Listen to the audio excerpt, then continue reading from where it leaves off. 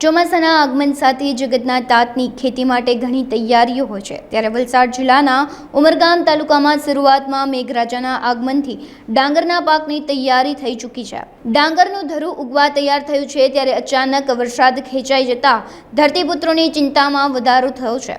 તેમજ હાલ ચોમાસું અને ગરમી બેમોસમનો અહેસાસ થઈ રહ્યો હોવાથી શાકભાજી અને ડાંગરના પાકને લઈ ખેડૂત ચિંતિત બન્યા છે। દર વર્ષની જેમ આ વર્ષે પણ વરસાદ ખેંચાઈ ગયો ને ખેડૂતો ઘણા મુશ્કેલીમાં પડ્યા છે। હવે આમ ધરું નાખ્યું છે, 4-5 દિવસનું ધરું થઈ ગયું છે।